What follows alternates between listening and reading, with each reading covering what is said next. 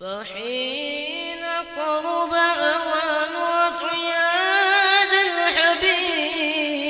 الحبيب علنت السماوات والأرضون وما فيهن بالترحيب وأمطار الجود الإلهي على أهل الوجود تسج وألسنة الملائكة بالتبشير للعالمين تعد. سبحان الله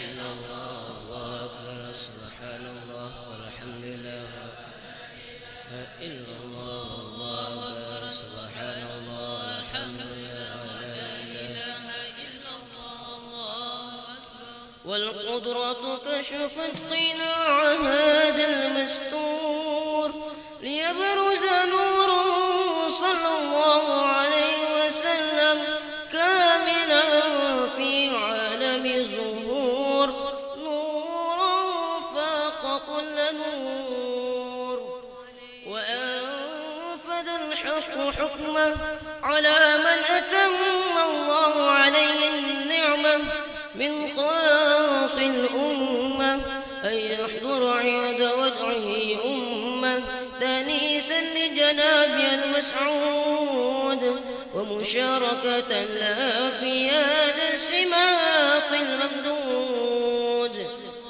فحضرت بتوفيق الله سيدة مريم وسيدة آسيا ومعهما من الحور العين من قصر الله له من الشرف بالقسمة الوافية فأتى الوقت الذي رتب الله على حضوره وجود هذا المولود فانفلق صبح الكمال من النور عن عمود وبرز الحامل المحمود مذعنا لله بالتعظيم والسجود.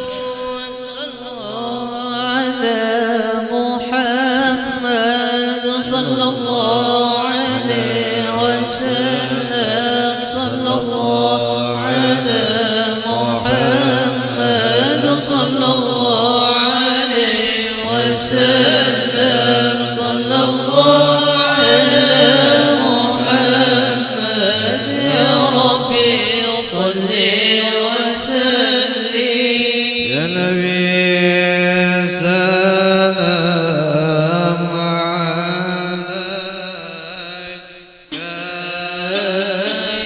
يا رسول سلام عليك يا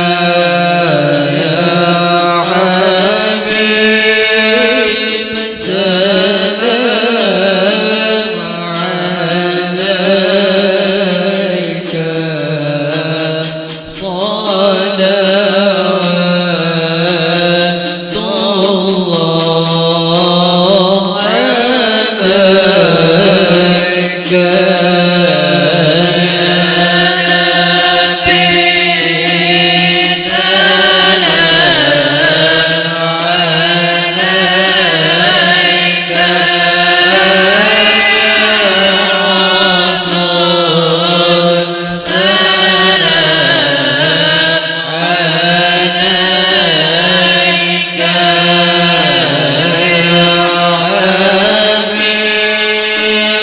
سلام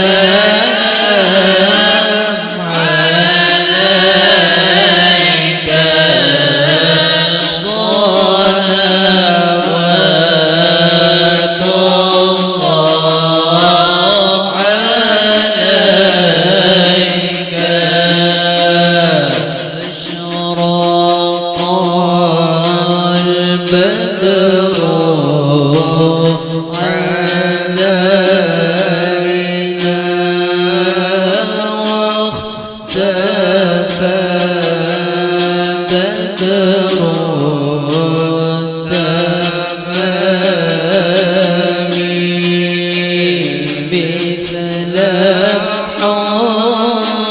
حسن براءة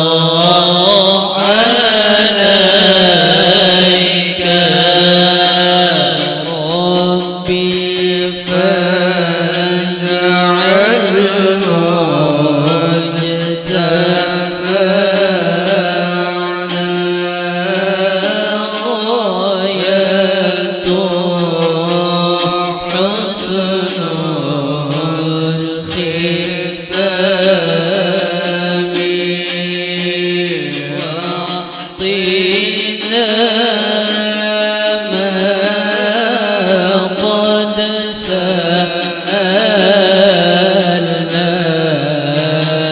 من عطاياك الجسام يا نبي سلام عليك يا رسول سلام عليك يا حبيب سلام عليك صلوات الله عليك وكريم الأرواح منا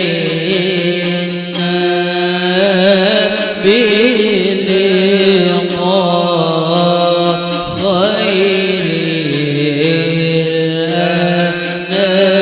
الأنام وابلغ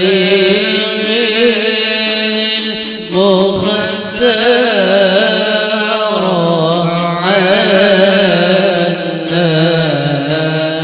من صلاة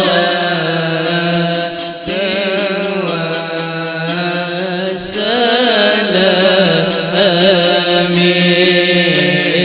يا نبي سلام عليك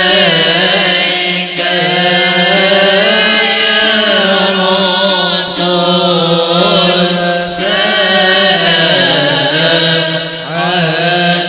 عليك يا حبيب سلام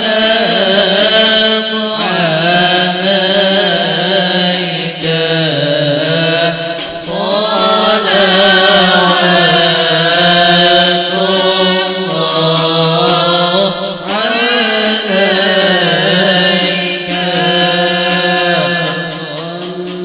صلى الله على محمد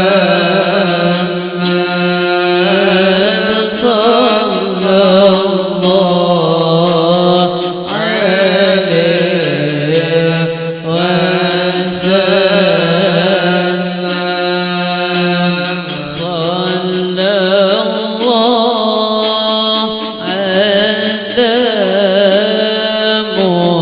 محمد يا ربي صلي وسلم صلى الله على محمد صلى الله عليه وسلم صلى الله على محمد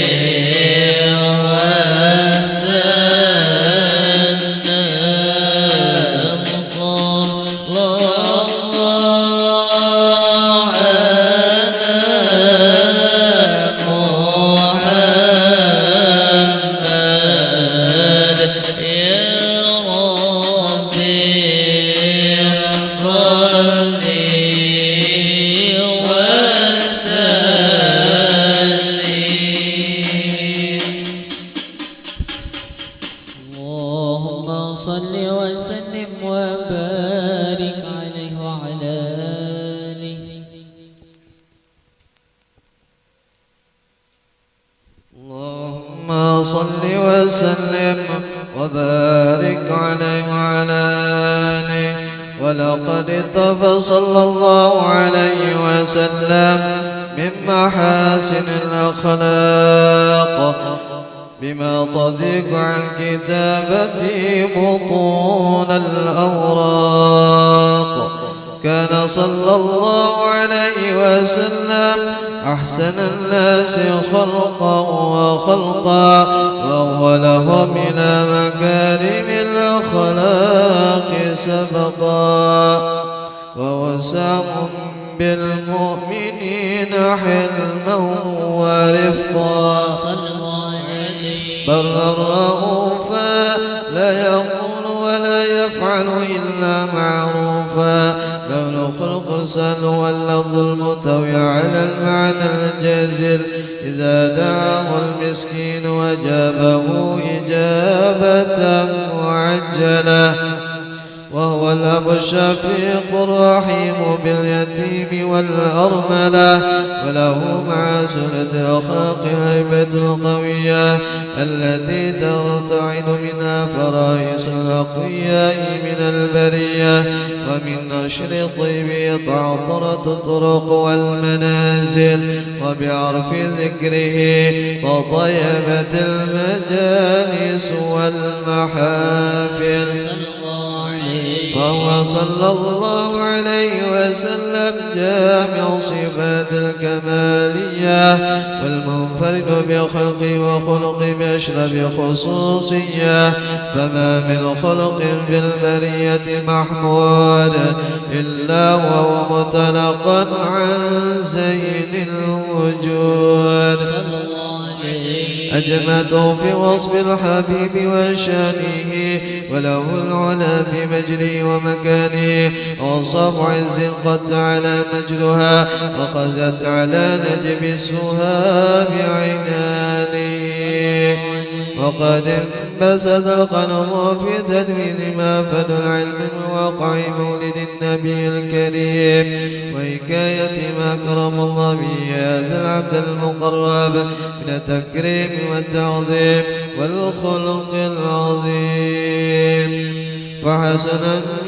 فحسن مني أمسك عنة الأقلام في هذا المقام وأقرأ السلام على سيد الأنام. السلام عليك يا النبي ورحمة الله وبركاته. السلام عليك أيها النبي ورحمة الله وبركاته. السلام عليك أيها النبي ورحمة الله وبركاته. وبذلك يسن الختم كما يسن التقديم فعليه أفضل الصلاة والتسليم. اللهم صل وسلم أشرف الصلاة والتسليم على سيدنا ونبينا محمد الرؤوف الرحيم. اللهم صل وسلم وبارك عليه وعلى آله. رمضان تجلى وابتسم طوبى للعبد إذا وتنمى. رمضان تجلى وابتسم طوبى للعبد إذا وتنمى. أرضى مولاه بما التزم طوبى للنفس بتقواها.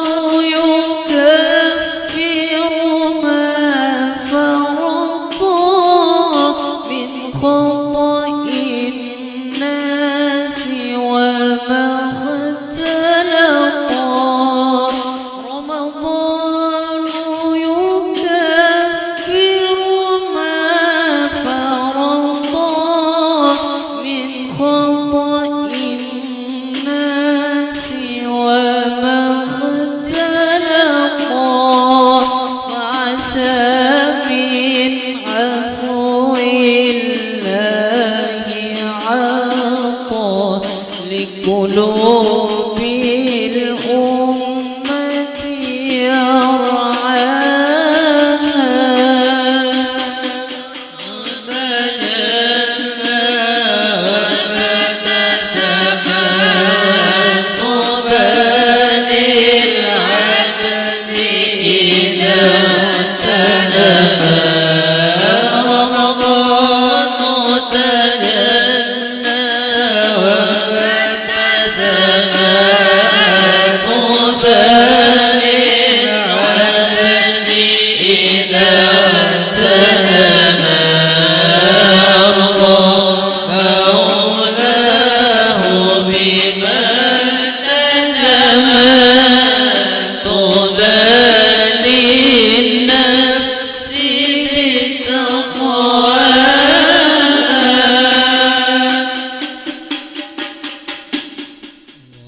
صل وسلم وبارك عليه وعلى آله.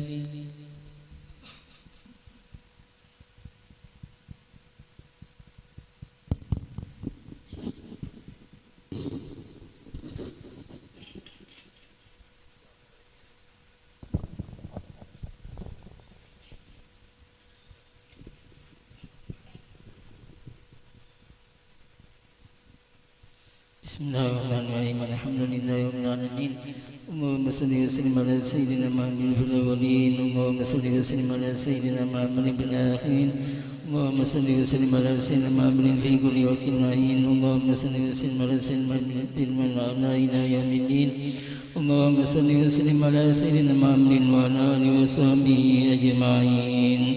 ولما لزم الفقه من نوى إلى صاب المحمدية وقولا توجهت إلى الله متوسلا بسيدي وحبيبي محمد صلى الله عليه وسلم أن يجعل سائبي مسكورا بي محمودا ويكتب عملي بالعمل المقبولا وتوجهي بالتوجهات الخالصة والصلات الموصولة.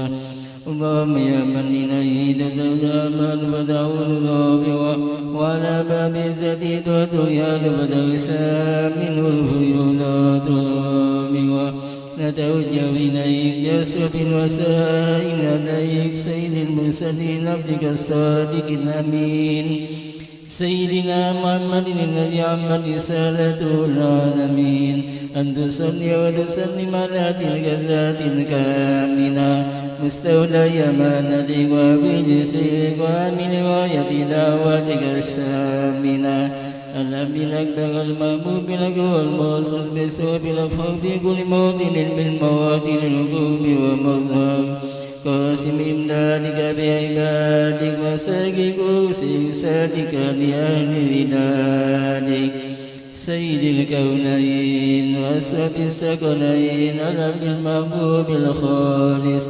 المخصوص منك بأجل الخصائص. اللهم صل وسلم عليه وعلى آله وأصحابه مع لحظة الكرام من أحبابه. اللهم إنا نقدم إليك جاه هذا النبي الكريم ونتوسل إليك بثواب مقام عظيم أن تناهضنا في أوقاتنا وسكناتنا بعين عنايتك وأن تحفظنا بجميع طرقنا وتقرباتنا بجميع رعايتك ووصيل وقايتك وأن تبلغنا من ثواب القرب إليك وإلى هذا الحبيب غاية آمالنا وتتقبل منا ما تقربنا به من نياتنا وأعمالنا وتجعلنا في أرض هذا الحبيب من الحاضرين وفي دوائك التباعي من السالكين وليهدك وكي من المهدين وليهدك من الحافظين. اللهم إن لنا عتما برحمتك الخاصة فلا تحرمنا وذنونا جميلة هي وسيلتنا إليك فلا تخيبنا. آمنا بك وبرسولك وما جاء به من الدين وتوجهنا به إليك مستسقعين. أن تقابل المذنب منا بالغفران أن تقابل المذنب منا بالغفران أن تقابل المذنب منا بالغفران المسيء بالإحسان والسائل بما سأل والمؤمن بما أمل وأن تجعلنا ممن نصر هذا الحبيب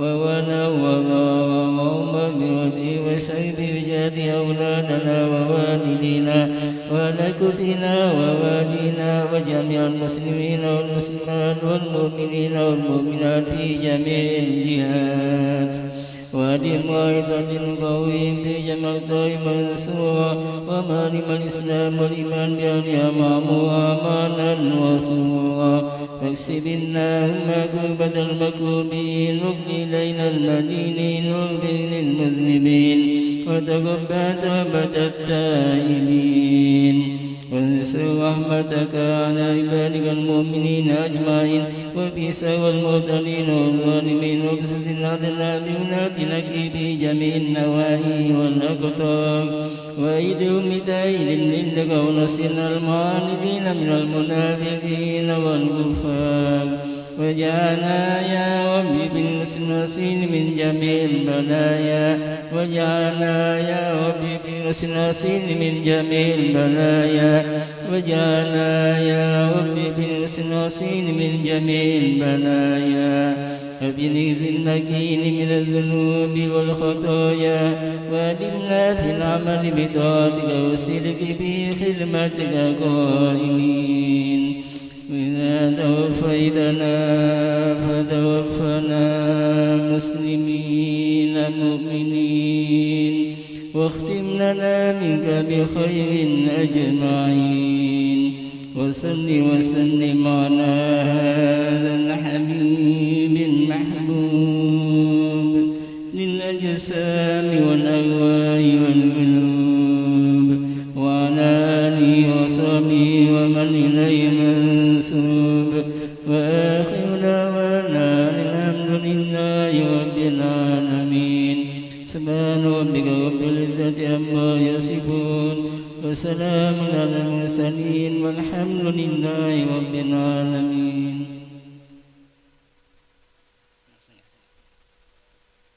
الفاتحة لوسيلنا محمد عبد الله وآله وصحبه من والاه من جميع أوليائنا وأصفيائنا وسلطاننا وسيدتنا خديجة الكبرى وسيدتنا فاطمة الزهراء وابنائها الحسن عين سيدنا حسين والحسين وذريتنا الجميع وسلم وفوق من الله وسلم بالرحمة والمغفرة وعيد علينا من بركاتهم وأسرارهم وأنوارهم وعلومهم ونفحاتهم وخصوصياتهم وكراماتهم ويمنا بعنايتهم بالدين والدنيا والآخرة وأنه الكريم وأن الله الكريم قوي علينا الإيمان واليقين والرضا والتسليم وأن الله يمن علينا بالعافية الكاملة والتوفيق والهداية والاستقامة وطول الأمور في طاعة الله ورسوله وعيد الإيمان والوفاة عليه إنه أرحم الراحمين ورزقا حلالا طيبا مباركا واسعا والغنى عن الناس ولكل نية صالحة بين أهل النبي صلى الله عليه وسلم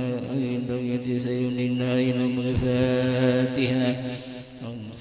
بسم الله الرحمن الرحيم الحمد لله رب العالمين الرحمن الرحيم مالك يوم الدين إياك نعبد وإياك نستعين صراط المستقيم صراط الذين أنعمت عليهم غير المغضوب عليهم ولا الضالين آمين. السلام عليك يا أم المؤمنين سيدتنا خديجة الكبرى رضي الله عنها. السلام عليك يا زوجة سيد المرسلين. السلام عليك يا أم فاطمة الزهراء. السلام عليك يا أفضل نساء العالمين. السلام عليك يا أول المؤمنات. السلام عليك يا من تسربت بإسرة وصحبة سيد المرسلين. السلام عليك يا من فاز بخدمة رسول رب العالمين. السلام عليك يا من أنبغ المال في نصرة سيد الأنبياء ونصره مستطاعا ولا بدن الأعلى.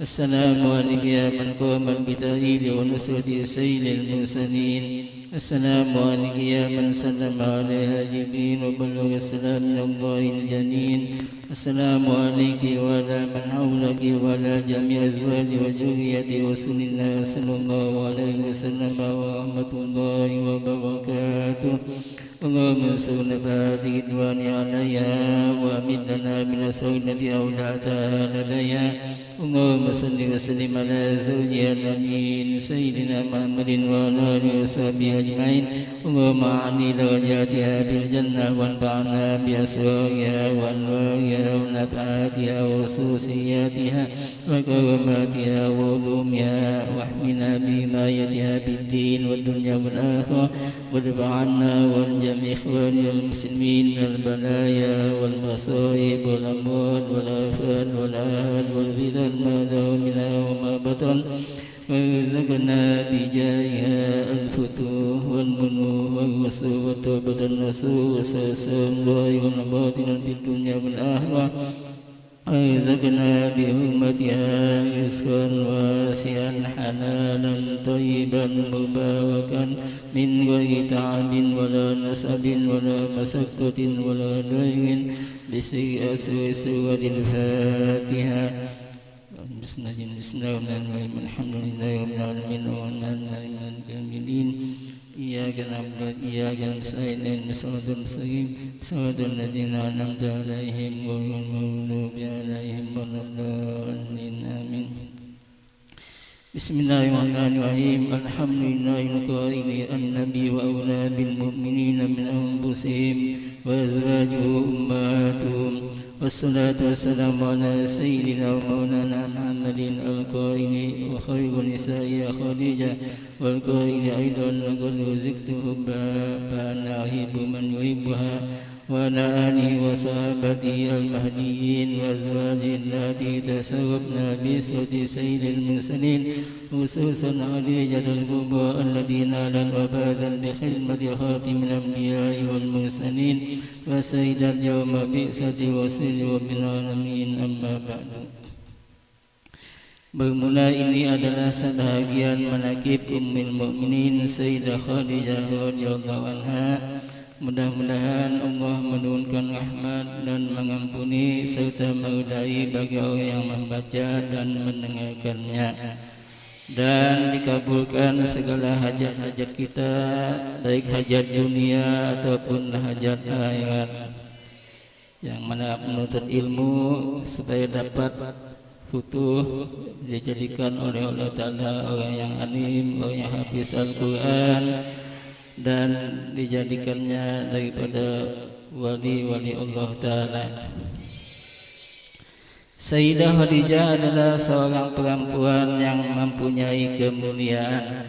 Beliau dilahirkan 15 tahun sebelum lahir baginda Rasulullah. Keturunannya daripada kaum Quraisy yang dihormati.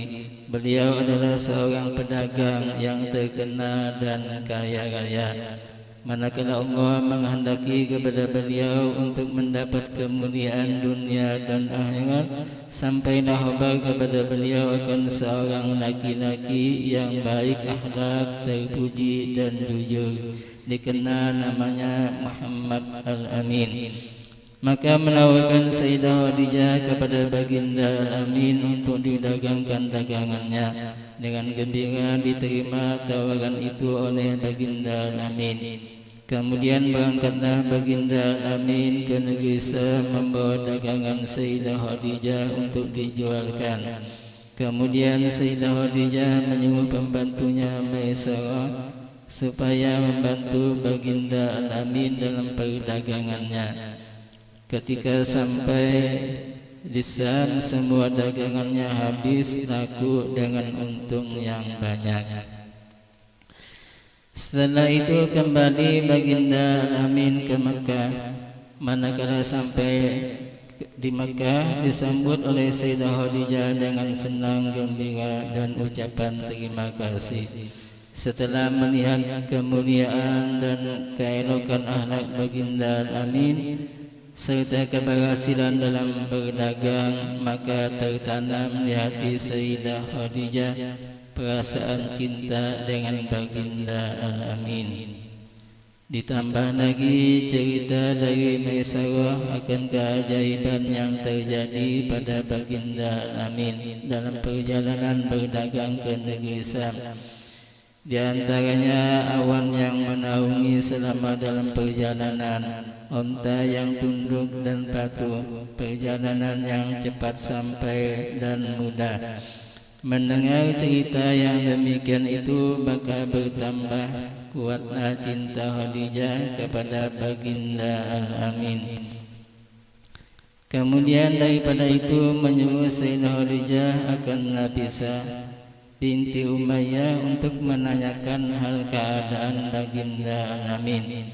Kemudian berangkatlah Nafisah kepada baginda Al-Amin dan bertanya, "Wahai baginda Al-Amin, apakah yang menegah engkau daripada berkawin?" Jawab baginda, "Aku tidak punya apa-apa." Berkata Nafisah, "Bagaimana kalau ada seorang perempuan yang baik akhlak, keturunannya mulia, elok rupanya dan kaya raya menginginkan diri engkau?" Dijawab baginda, "Siapakah?" Berkata Nafisah, "Khadijah." Dijawab baginda, "Sesungguhnya aku lihat Khadijah adalah seorang perempuan yang mulia, akhlak terpuji, bijaksana dan terpelihara dari pekerjaan kaum jahiliyah." Kemudian musyawarahlah baginda Al-Amin dengan paman-paman beliau dan mereka pun semua setuju. Maka mendapatlah keberuntungan dunia dan akhirat. Sayyidah Khadijah berkahwin dengan Muhammad Al-Amin khairul bariyah. Kemudian datanglah pembesar-pembesar kaum Quraisy menyaksikan perkahwinan itu.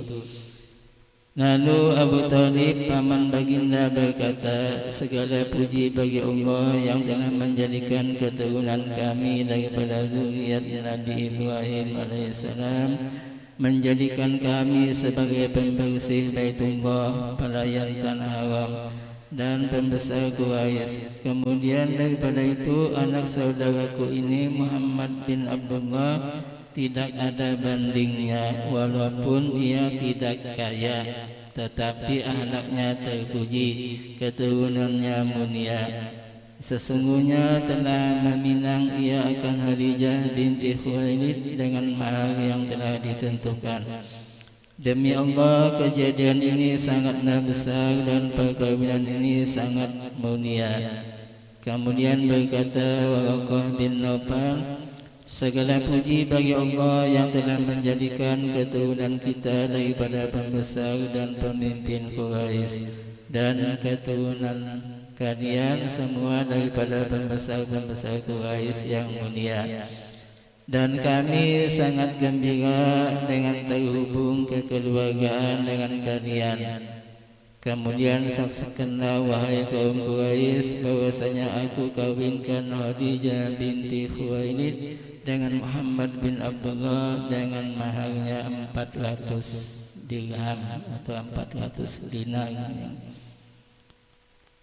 Kemudian berkata Abu Thalib, "Segala puji bagi Allah yang telah menghilangkan kesedihan dan kedukacitaan berkat perkawinan ini." Baginda kawin berumur 25 tahun, Khadijah berumur 40 tahun. Maka mengadakanlah walimah baginda dengan menyembelih 2 ekor onta. Dan adalah Sayyidah Khadijah salah seorang istri yang paling banyak membantu baginda ketika baginda pergi berkhulwat beribadat kepada Allah Subhanahu wa taala. Sayyidah Khadijah menyiapkan makanan dan keperluan baginda, maka dengan sabar dan ridha beliau menunggu baginda pulang dan menyambut baginda dengan gembira, menghibur dan menyenangkan hati baginda daripada kepayahan apabila datang dari Gua Hira. Seperti kepada masanya baginda bertemu dengan malaikat Jibril membawa wahyu yang pertama. Maka pulanglah baginda dengan perasaan yang berbeda. Lalu beliau minta selimuti kepada Khadijah sambil berkata, "Wahai Khadijah, selimuti aku. Wahai Khadijah, selimuti aku. Sesungguhnya telah terjadi sesuatu yang luar biasa pada diriku." Menjawab Khadijah dengan kasih sayang lembut dan bijaksana, "Demi Allah, sesungguhnya Allah tidak akan menjadikan engkau hina selamanya. Allah telah menjadikan engkau mulia dan seorang pemimpin, anak seorang pemimpin. Engkau telah menyambung silaturahim, engkau telah memuliakan dan memberi makanan tamu-tamu, engkau telah menolong orang yang kesusahan, engkau telah memberi hadiah pada orang yang miskin, engkau menolong dan membela orang yang benar. Tetaplah wahai anak pamanku, engkau telah mendapat kegembiraan. Demi Allah, aku yakin bahawa Allah tidak akan memperbuat sesuatu kepada engkau melainkan kebaikan semua. Dan aku bersaksi bahawa engkau adalah Nabi akhir zaman, dan sekarang telah sampai masanya engkau datang. Sesungguhnya telah memberi khabar akan aku oleh Rahib Buhaira dengan khabar yang nyata dan menyuruh ia untuk mengawini engkau 20 tahun yang lalu. Alangkah sempurna akal dan ilmu Sayyidah Khadijah. Perkataan beliau telah menghibur dan menyenangkan hati baginda. Perkataan beliau telah meyakinkan dan membenarkan apa yang terjadi pada baginda, walaupun beliau sudah yakin lebih dahulu. Perkataan itu selalu diingat dan disebut oleh baginda di hadapan para sahabat. Karena itu beliau mendapat keistimewaan yang banyak tidak terhingga. Allahumma ansurna bi'idwani 'alaiha wa amidna bil asrari allati awda'ta ladaiha. La ilaha illallah sayyidina Muhammad Rasulullah sayyidatuna Khadijah waliyatullah radhiyallahu anha. Allahumma salli wa sallim ala zawjil amin sayyidina Muhammadin wa ala alihi washabihi ajmain. Dan adalah keistimewaan Sayyidah Khadijah radhiyallahu anha mendapat kemuliaan sebagai istri Rasulullah dan mendapat keberuntungan dengan berkhidmat kepada Rasulullah dan menyaksikan ketika dibangkitkan Rasulullah serta menolong dan membela dakwah Rasulullah sallallahu alaihi wasallam. Dan adalah keistimewaan radhiyallahu anha termasuk daripada ahlul darat, yaitu apabila ditawassuli dengan menyebut ya ummana Khadijatul Kubra, ya ummana Khadijatul Kubra, ya ummana Khadijatul Kubra, maka hadirlah beliau.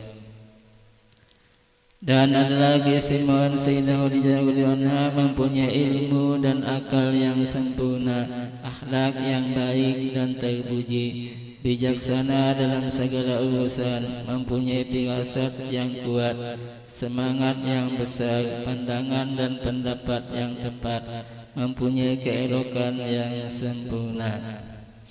Dan adalah keistimewaan orang yang sangat kaya raya dan pemurah, banyak harta dan pembantu perniagaan yang berhasil, sehingga semua hartanya diserahkan kepada Rasulullah sallallahu alaihi wasallam untuk dakwah agama Islam. Allahumma ansurna bi'idwani 'alaiha wa amidna bil asrati awda'ta ladaiha. La ilaha illallah Muhammadur Rasulullah sayyidatuna Khadijah waliyatullah radhiyallahu anha. Allahumma salli wa sallim ala zawjil amin sayyidina Muhammadin wa ala alihi washabihi ajmain. Sadan adalah rumah Sayyidah Khadijah seabad tempat setelah Masjidil Haram, seperti kata sebahagian ulama, karena di rumah itu turun malaikat Jibril membawa wahyu dan tempat Rasulullah beribadat dan tempat dilahirkan anak-anak baginda Rasulullah sallallahu alaihi wasallam. Kemudian Sayyidah Khadijah diwafatkan pada tanggal 11 Ramadan 3 tahun sebelum hijrah baginda ke Madinah, dan beliau dimakamkan di Mu'alla yang dikenal dengan kampung Hajun. Maka dengan kasih sayang turun baginda meletakkan jasad Sayyidah Khadijah dan mengatakan tanahnya dengan perlahan-lahan sebagai tanda kelebihan beliau dari istri-istri yang lain. Dan beliau wafat berumur 65 tahun radhiyallahu anha. Ini suatu faedah. Barang siapa melazimkan membaca manaqib Khadijah ini pada ketika haulnya tanggal 11 Ramadan atau pada tiap tanggal 11 bulan Hijriah, nescaya Allah luaskan rezekinya yang halal dan diberi kaya dengan tiada disangka-sangka. Nah, mudah-mudahan kita mengadakan ini ya. Tujuan mengadakan kita macam manaqib artinya setahun sekali maulid ya. Walaupun kada pas tanggalnya ya sebulan aja bulan Ramadan ya. Setahun sekali insyaallah ya. Jadi seperti itu. Rezeki luas ya, halal dan kaya, sugih tanpa usaha yang ada disangka-sangka. Walaupun anak yatim ya orang tua apa, tapi kalau kita rutin mengamalkan tiap tahun sekali, kena ya di waktu sudah 40-50 tahun yang akan datang itu menjadi insyaallah menjadi orang-orang yang kaya, pemurah ya. Apabila ia berniaga maka Allah beri untung yang banyak, lagi halal serta mudah segala urusan. Apabila ia seorang yang berpangkat baik dunia atau akhirat maka Allah naikkan pangkatnya. Apabila ia seorang penuntut ilmu maka Allah beri ilmu laduni dari Allah Subhanahu wa taala. Nah, jadi ini kita di rumah Al-Quran ya. Penuntut ilmu mengadakan haul ya, tiap tahun sekali. Insyaallah yakin aja kita akan mendapat ilmu laduni, diberi putuh ya. Dan diberi putuh itu kan ada 3, bisa putuh ilmu, putuh makrifat ataupun putuh kekayaan. Bisa juga ketiga-tiganya ya. Ilmu dapat, makrifat dapat, sugih dapat ya. Jadi menjadi orang alim, wali yang punya keramat dan sugih kaya pemurah barangnya. Masuk surga digori hisab ya. Nah itu kan nyaman ya. Serta sehat afiat ya, sehat terus awak ya. Mudah-mudahan ya. Jadi usahanya itu membaca manaqib ini ya. Jadi membaca manaqib mahauli setahun sekali itu sudah termasuk usaha juga ya. Kadang-kadang berusaha kan disuruh berusaha. Nah di antara usaha itu mahauli Siti Khadijah tiap tahun sekali. Jadi usaha untuk mendapat ilmu, untuk mendapat putuh, untuk mendapat kekayaan. Nah, jalannya ya, salah satu jalannya ini mengadakan haul setahun sekali ya kan mudah aja.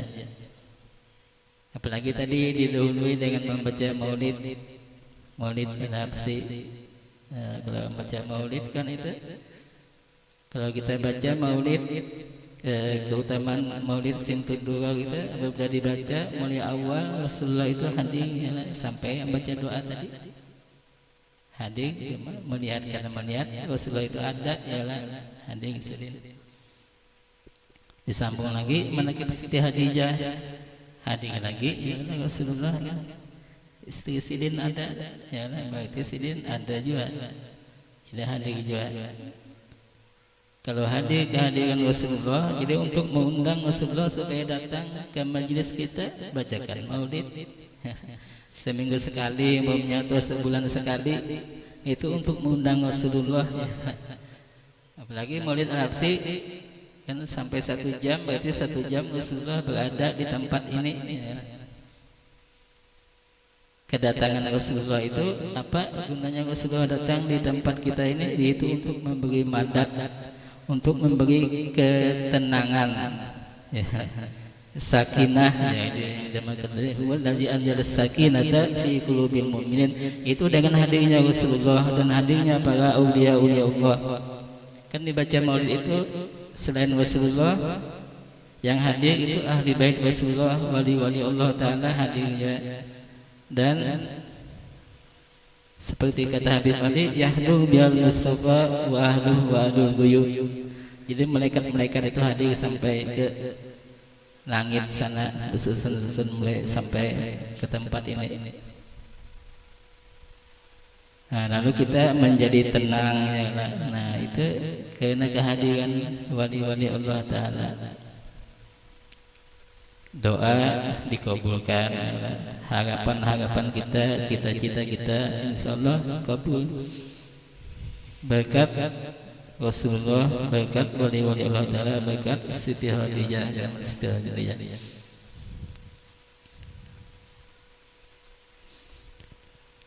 Dan apabila ia ada kesusahan seperti banyak menanggung hutang, maka baca manakib ini. Kemudian kalau ia kuasa menyakawa menyembelih kambing, menyembelih kambing atau nuka kambing, daging kambingnya aja, ya. Ada juga kambing, kari kambing, ya, semangkuk, ya, atau sate kambing, kan ada tanda aja. Walaupun kada seikungan, ya, kan kawa seikungan. Dan dibagi-bagi dagingnya, kemudian pahalanya ia hadiahkan pada Sayyidah Khadijah. Nescaya Allah luaskan rezekinya yang halal dan terbayar hutangnya. Dan disampaikan Allah segala hajatnya dunia dan hajat akhirat. Ini mujawab. Nah, jadi ini untuk kabul hajat, ya, menakib. Jadi semua kegiatan kita ini, baik bacaan mulai maulid ataupun bacaan-bacaan tahlil Al-Quran, kita hadiahkan kepada Sayyidah Khadijah. Makanya kita bertahlil, ya, selamat hadiahkan kepada Sayyidah Khadijah.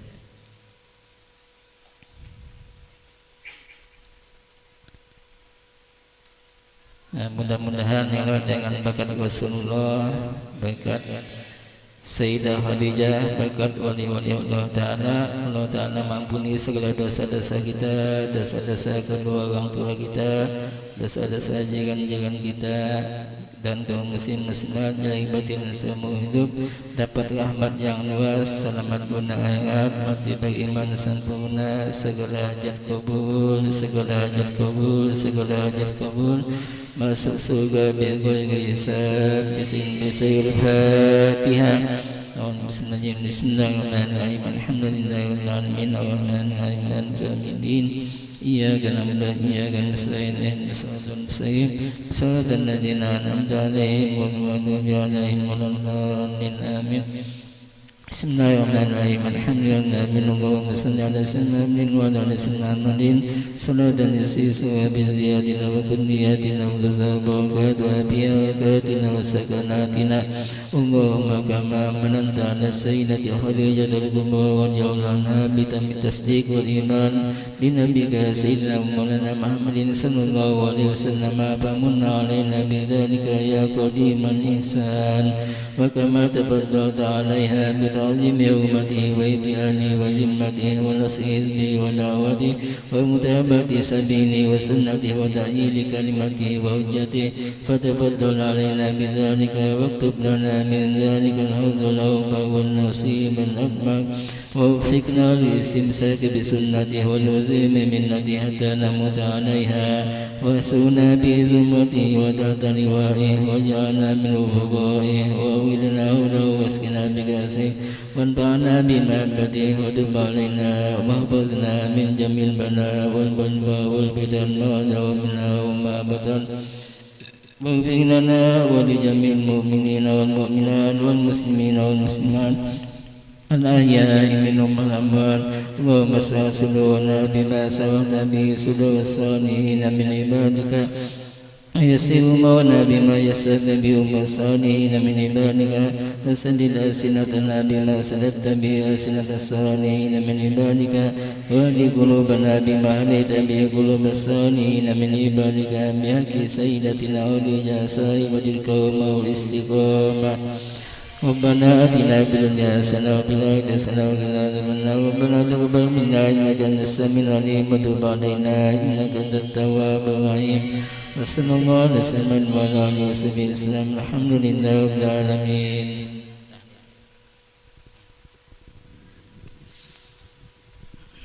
بسم الله الرحمن الرحيم قل هو الله أحد الله الصمد لم يلد ولم يولد ولم يكن له كفوا أحد بسم الله الرحمن الرحيم قل هو الله أحد الله الصمد لم يلد ولم يولد ولم يكن له كفوا أحد بسم الله الرحمن الرحيم قل هو الله أحد الله الصمد لم يلد ولم يولد ولم يكن له كفوا أحد بسم الله الرحمن الرحيم قل أعوذ برب الفلق من شر ما خلق ومن شر غاسق إذا وقب ومن شر النفاثات في العقد ومن شر حاسد إذا حسد بسم الله الرحمن الرحيم قل أعوذ برب الناس مالك الناس إله الناس من شر الوسواس الخناس الذي يوسوس في صدور الناس من الجنة والناس بسم الله الرحمن الرحيم الحمد لله رب العالمين الرحمن الرحيم مالك يوم الدين إياك نعبد وإياك نستعين اهدنا الصراط المستقيم صراط الذين أنعمت عليهم غير المغضوب عليهم ولا الضالين آمين أفضل ذكر فاعلم أنه لا إله إلا الله لا إله إلا الله لا إله إلا الله لا إله الله لا إله إلا الله لا إله إلا الله لا إله إلا الله لا إله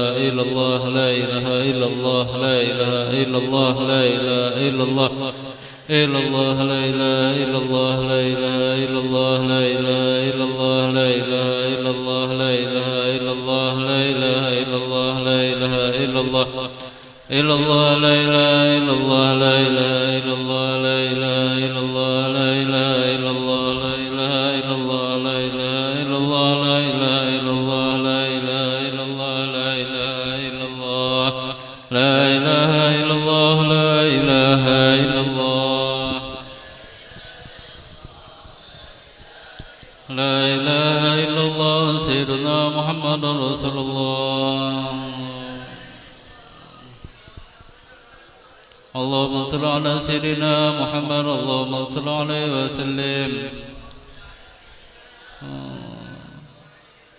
سبحان الله بحمده سبحان الله بحمده سبحان الله بحمده سبحان الله بحمده سبحان الله بحمده سبحان الله وبحمده سبحان الله بحمده سبحان الله العظيم سبحان الله العظيم يا الله يا الله يا الله يا الله يا الله يا الله الله يا الله يا الله يا الله اللهم صل على حبيبك سيدنا محمد وعلى آله وصحبه وسلم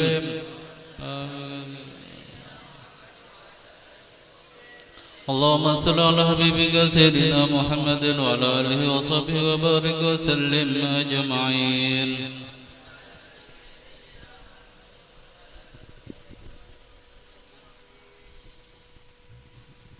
الحمد لله رب العالمين والصلاة والسلام على سيدنا محمد وعلى آله وصحبه وسلم والحمد لله رب العالمين اللهم صل وسلم وبارك على سيدنا محمد المصطفى وسيدنا علي المرتضى وسيدنا خديجة الكبرى وسيدنا فاطمة الزهراء بنت الحسنين سيدنا الحسن وسيدنا حسين وذريته من سادات الدنيا والأخرى وعلى آله وصحبه وسلم اللهم اغفر من ثواب ما قرانا من القرآن العظيم وما أهللنا وما سبحنا وما أحمدنا وما صلينا على سيدنا محمد صلى الله عليه وسلم وما قرانا من مناكب سيدنا خديجة الكبرى رضي الله عنه ونفعنا بها وبعلومها في الدارين آمين ومدخل مرضى المتقين من سخطك ومؤمنين بك منتسبين للتوابين التوابين وخالصين مخلصين وجهك الكريم بعد القبول إنك هدية واصلة ورحمة ناصلة وبردا شاملة إلى حضرة سيدنا وحبيبنا وشفينا محمد صلى الله عليه وسلم وإلى رواية وصحبه وأزواجه وذريته وأهل بيته وصهره وأنصاره وشيعه ومحبه ومحباته وما دعا إلينا معهم جميعا خصوصا لسيدنا خديجة الكبرى وسيدنا فاطمة الزهراء وبنينا الحسنين سيدنا الحسن وسيدنا حسين وذريتهما الجميع ثم إلى روح جميع الأنبياء والمرسلين ولكل صحابة إلى روح جميع الرقباء والنخباء والنجباء والأبدال والأبتر والأقطاب والقوى ثم إلى روح سير الأولياء رب العالمين والأئمة المجتهدين وحملة القرآن العظيم والقرآن المخلصين والأئمة المحدثين المفسرين وسادتنا الصوفية المحققين وجميع أهل الطرق والمعتبرات الفقهاء والمؤلفين بالعلوم الشرعية أينما كانوا والعلماء الصديقون والشهداء والصالحون والعارفين بالمقربين عند الله وجميع شيخنا وشيخنا ولمن أوصانا وأوصاهم بالخير وجميع آبائنا وأمهاتنا وصولنا وفروعنا وأزواجنا وصهرنا وغربنا ورحمنا وحواشنا وأتباعنا وجماعتنا وجميع من أنصر إلينا وذبحوا علينا وجبت علينا وعلى حاضرنا من مجلسنا هذا وعليهم وعلينا ثم إلى الله كافة المسلمين والمسلمات والمؤمنين والمؤمنات وعاماتهم من مشرق الأرض إلى المغرب ومن يمين إلى شمالهم ومن قاف إلى قاف أن الله يدرجات في الجنة ويأخذنا بهم وبعلوم يمدنا بأسرارهم وأنوارهم يدعو علينا بركة ونغفر لنا ولهم يلحقنا بهم في خلوة وعافية وأمان وسعادة ومعونة وبركة وأن الله يرزقنا ببركاتهم رزقنا الشفاء والأرواح من غير مشقة ولا صغيرة ولا نصب ولا سابق ولا تبعة وأن الله ينزمنا ويفضلنا بجاه عند الله في الدنيا والآخرة وأن الله يشفينا ويجب مرضانا من أمراض وأسقام واستغفارنا آجلا لا يغادر زبدا سقونا أن الله يبجل زيارة حرمين وإلى فرضة نسكين وأن الله يجعلنا وأهل بيتنا وأتباعنا وجماعتنا مؤمنين مسلمين محسنين مطمئنين المستقيمين على طاعة المعاصي من المخالفة وأن الله يغفر لنا والتواب بالحق والهدى وأن الله يلطف بنا وبهم فيما جرت به المقادر وأن الله يقضي حاجاتنا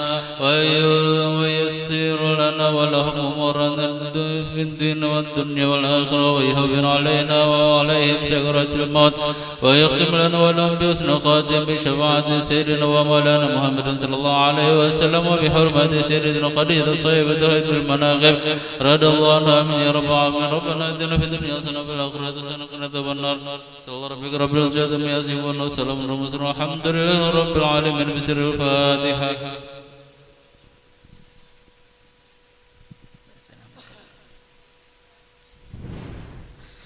بسم الله الرحمن الرحيم الحمد لله من اللهم صل على سيدنا محمد تنجينا بها من جميع الأهوال والآفات وتقضي لنا بجميع الحاجات وتطهرنا بجميع السيئات وتغفرنا بأنك على الدرجات وتبلغنا بأسر الريان من الخيرات بالأيام وبعد الممات ومنا نسألك سلامة في الدين والدنيا والآخرة وعافية في الجسد وزيادة في العلم وموتا في الرزق والفوز بالجنة والنجاة من النار والسلامة والعافية من كل بلية ولمن كان سببا في جمعنا هذا اللهم اكسر خيرهم وبعد عنهم ما لهم برحمتك يا المؤمن ربنا هب لنا من ازواجنا وذرياتنا قرة اعين واجعلنا للمتقين اماما ربنا اتنا في الدنيا حسنة وفي الاخرة حسنة وقنا عذاب النار ربنا تقبل منا انك انت السميع العليم وتب علينا انك التواب الرحيم يا ربي بالمصطفى بلغ مقاصدنا اغفر لنا مضى يا واسع الكرم يا ربي بالمصطفى بلغ مقاصدنا واغفر لنا مضى يا واسع الكرم يا ربي بالمصطفى بلغ مقاصدنا واغفر لنا ما مضى يا واسع الكرم وصلى الله على سيدنا وعلى آله وسلم الحمد لله رب العالمين. تقبل الله منكم.